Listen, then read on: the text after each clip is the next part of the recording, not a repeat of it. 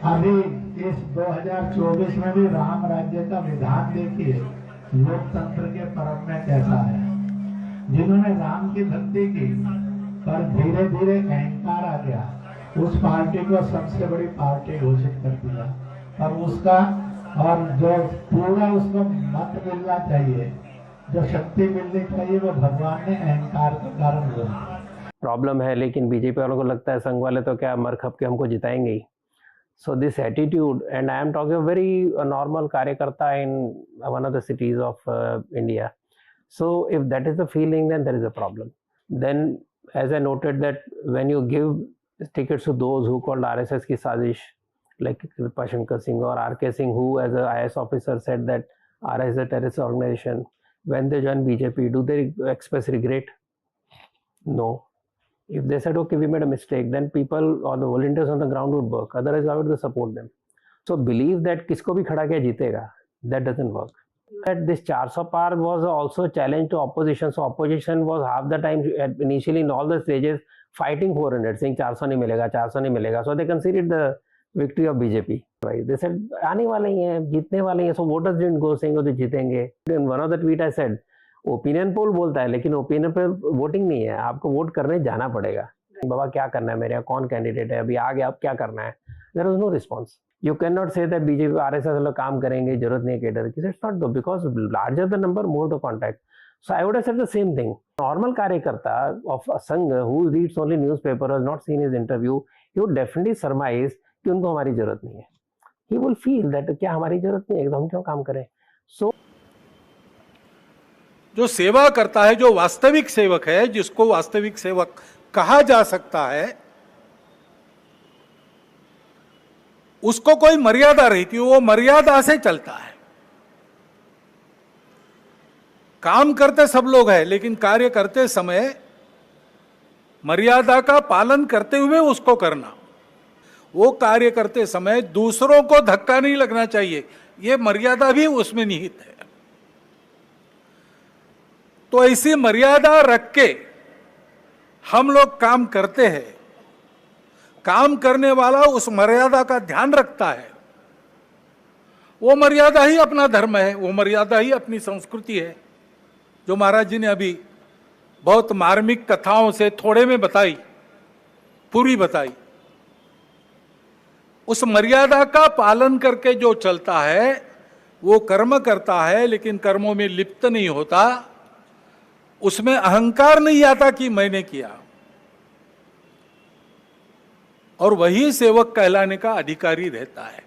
वास्तव में संसद क्यों है और उसमें दो पक्ष क्यों है? इसलिए है कि दोनों पहलू उजागर हो. किसी भी सिक्के के दो पहलू रहते हैं, ऐसे किसी भी प्रश्न के दो पहलू रहते हैं. एक पक्ष एक पहलू का विचार करता है तो दूसरे पक्ष ने दूसरा पहलू उजागर करना है, ताकि जो होना है वो पूर्णतः ठीक हो, सहमति बने. इसलिए संसद बनती है. लेकिन ऐसी सहमति बनना स्पर्धा करके आए लोगों में थोड़ा कठिन भी रहता है, और इसलिए हम बहुमति का आसरा लेते हैं. उसके लिए स्पर्धा चलती है. स्पर्धा है, कोई आपस का युद्ध तो है नहीं. जिस प्रकार ये बातें हुई, जिस प्रकार एक दूसरे को लताड़ना हुआ, जिस प्रकार प्रचार के दौरान हमारे करने से समाज में मनमुटाव बढ़ेगा, दो गठ बटेंगे, आपस में शंका संशय उत्पन्न होगा, इसका भी ख्याल नहीं रखा गया. और विनाकारण संघ जैसे संगठनों को भी उसमें खींचा गया. टेक्नोलॉजी का सहारा करके असत्य बातें परोसी गई, नितांत असत्य. क्या शास्त्र का, विज्ञान का, विद्या का ये उपयोग है? सज्जन विद्या का ये उपयोग नहीं करते.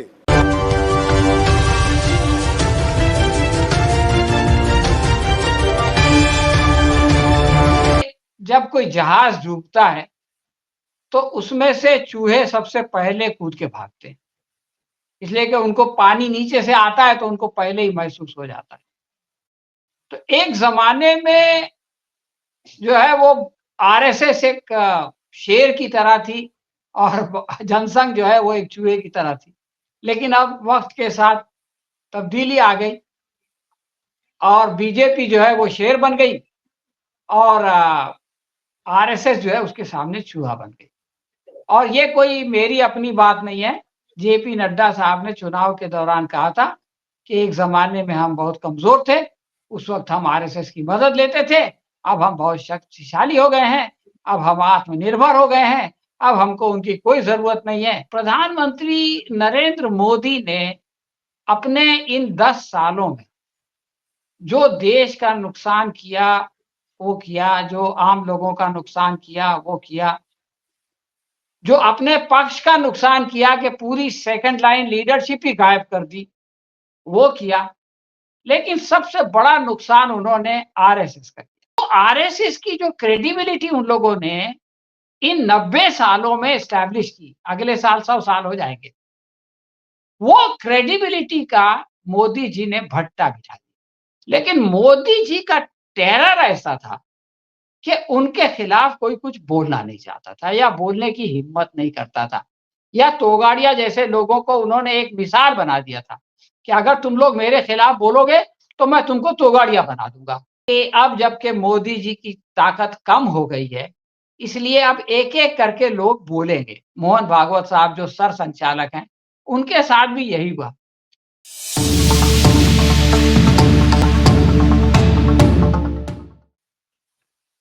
मोहन भागवत साहब ने ये जो बातें कही हैं, ये कोई ऐसी डेवलपमेंट नहीं है कि जो इलेक्शन रिजल्ट के बाद हुआ। यानी अगर समझो कि इलेक्शन रिजल्ट के बाद मोदी जी उदास हो जाते, तो मोहन भागवत साहब कहते कि हौसला रखो, हार जीत होती रहती है, गिरते ही शहसवारी मैदान जंग में, वगैरह वगैरह। तो ये बात समझ में आती कि भाई ये जो है वो पेरेंट ऑर्गेनाइजेशन है और बेटा बेचारा फेल हो गया है, तो वो उदास है और कहीं सुसाइड उसाइड ना कर ले, तो इसलिए उसका हौसला बढ़ा रहे हैं, उसको पुचकार रहे हैं। लेकिन ऐसा नहीं हुआ।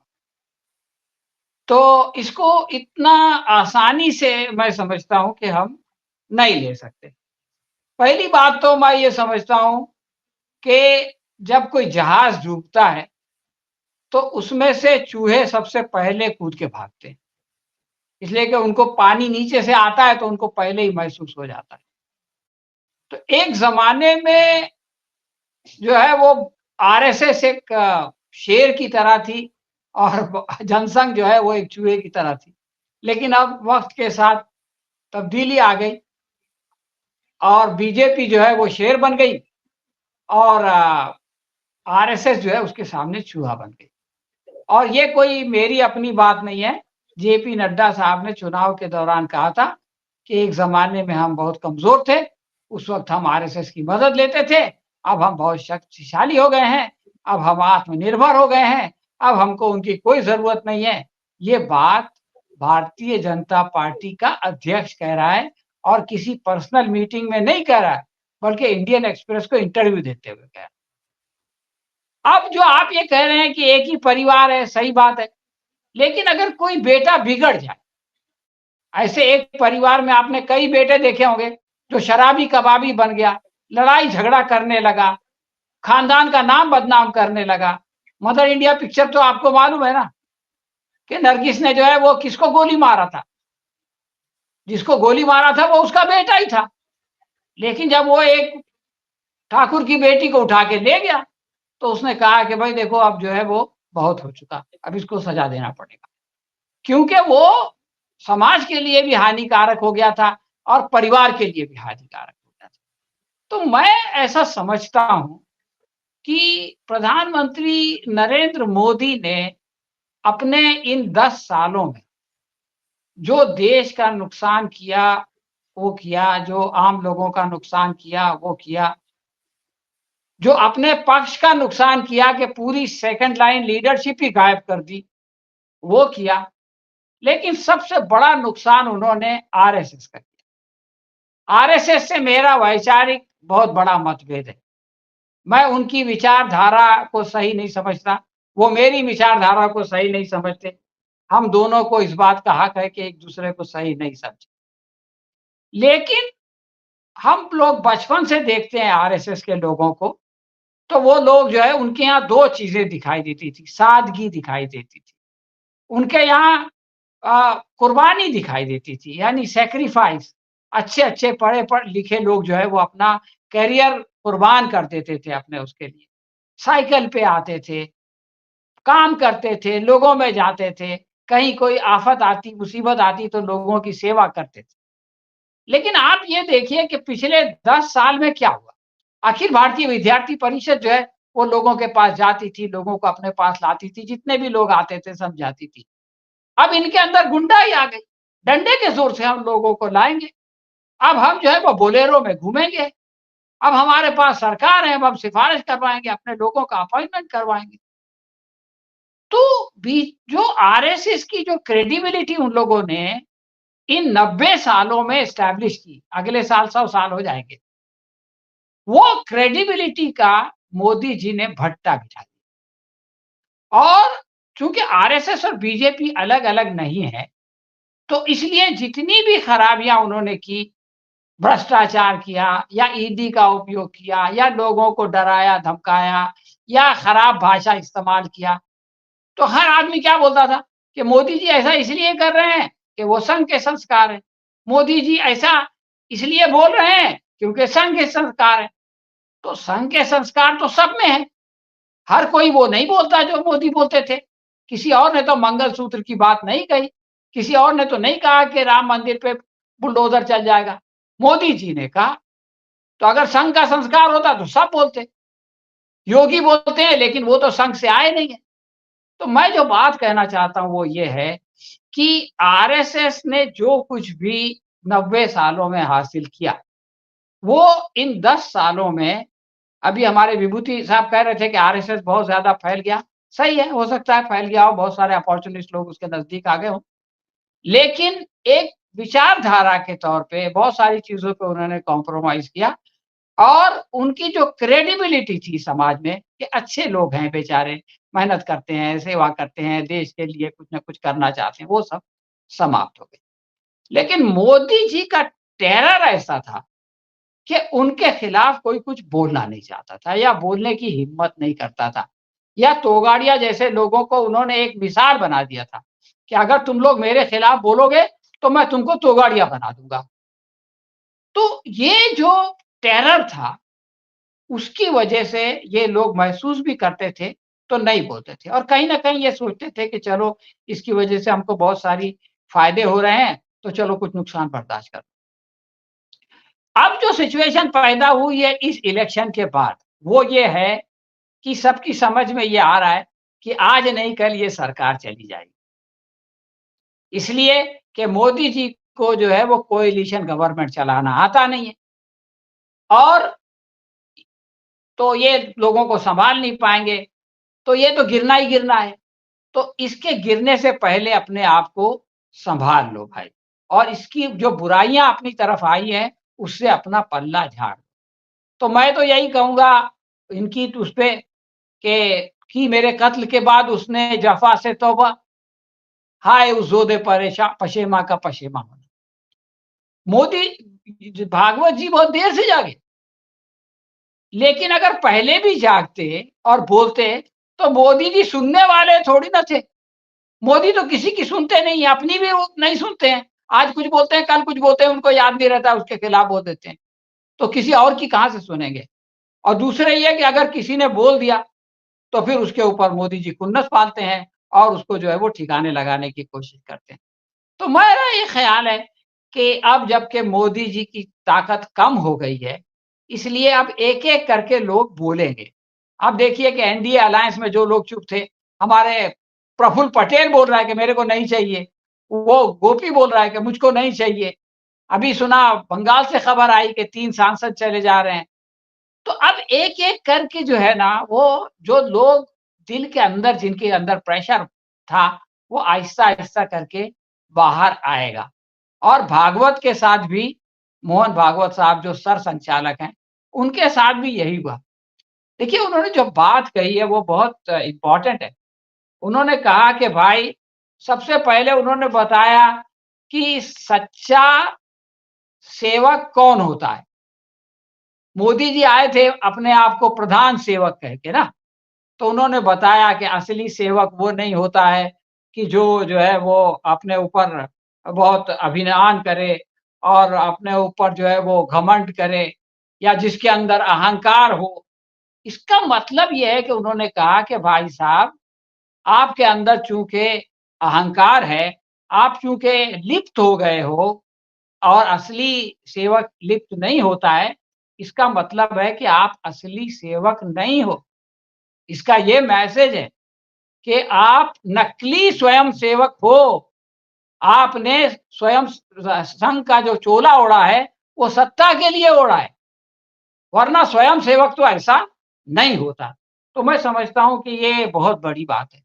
दूसरी बात आप ये देखिए कि उन्होंने जो है ये बताया कि चुनाव क्यों होते हैं और सहमति होनी चाहिए, सब लोगों को मिलना चाहिए, एक सिक्के के 2 रूप होते हैं, सबकी बात सुनी जानी चाहिए, विपक्ष और प्रतिपक्ष दोनों मिलकर सही फैसला करते हैं।